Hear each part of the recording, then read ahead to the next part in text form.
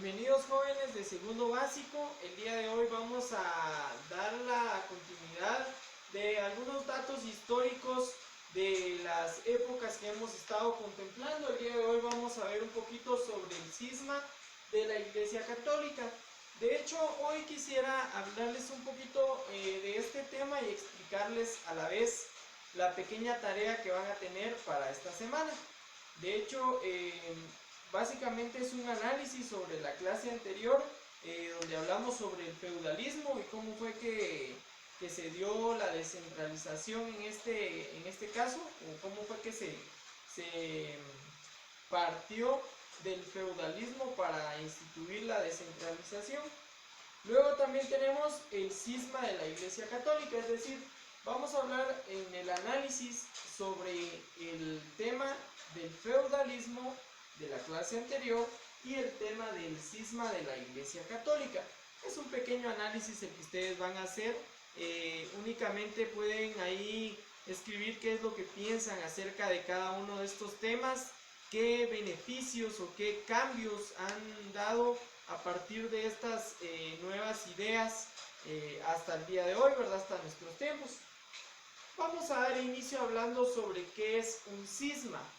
Y el cisma básicamente es una división o separación en el seno de una iglesia o de una religión.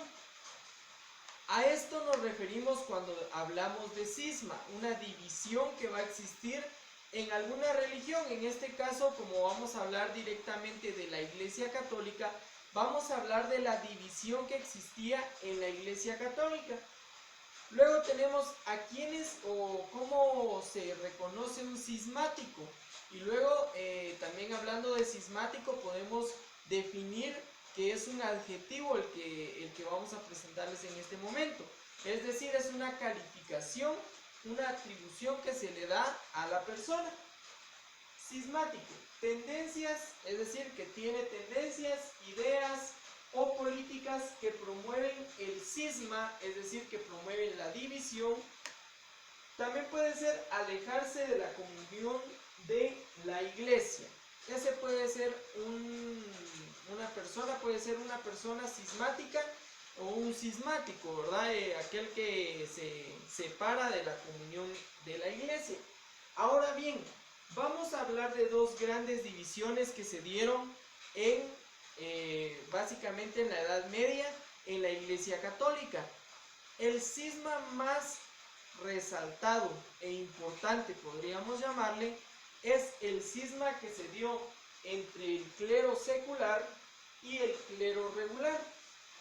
Prácticamente la Iglesia Católica se partió en dos grandes divisiones, todas, según menciona ahí, regidas siempre por el Papa, ¿verdad? Como se le conoce al sumo dirigente de la Iglesia Católica.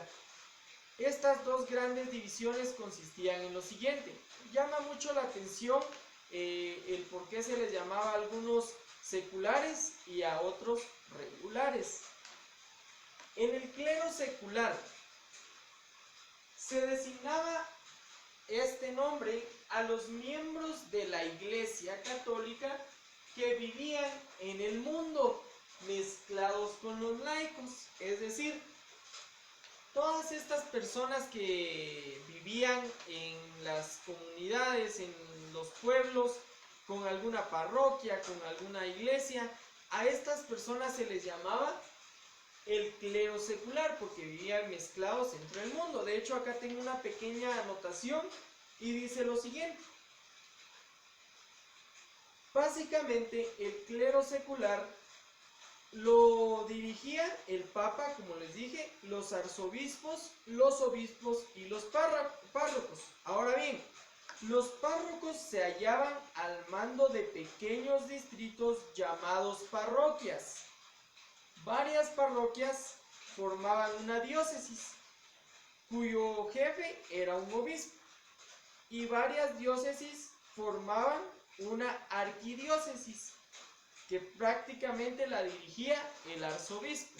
Me llamó mucho la atención la organización que tenía la Iglesia Católica desde el clero secular, ¿sí? Porque tenían una organización de tal forma de cómo iba creciendo en el lugar donde tenían establecidas sus iglesias. Ahora bien, ¿quiénes eran el clero regular? El clero regular prácticamente se le daba el nombre a los miembros que optaban por aislarse del mundo y vivir en monasterios. Seguían reglas específicas. En este caso algunos dicen, los monjes, ¿verdad? Probablemente ahí tenemos la relación más específica y más estrecha en cuanto al clero regular. Ellos prácticamente se separaban de su vida anterior, de la vida en el mundo, y se iban a vivir a un monasterio. Y un monasterio era un lugar en donde solamente vivían prácticamente los miembros del clero regular, es decir, solo hombres. Prácticamente ahí vivían los monjes, como se le conoce, ¿verdad? Como se les llamaba. Seguían reglas específicas, es decir, los del clero secular pues tenían el contacto con las personas, ellos formaban su propia rutina. Sin embargo, el clero regular tenía reglas específicas a seguir, es decir, horarios bien marcados, respecto a actividades que tenían que hacer dentro de este monasterio, poder llevar a cabo algunos cocina, de pronto algunos otros las artes, respecto a artes plásticas, algunos otros en la carpintería. Estas eran las facultades o las reglas e instrucciones específicas que tenía este grupo llamado clero regular. Entonces, chicos, el día de hoy ha sido todo por el día de hoy. Estaré ahí al tanto de cualquier duda que ustedes tengan.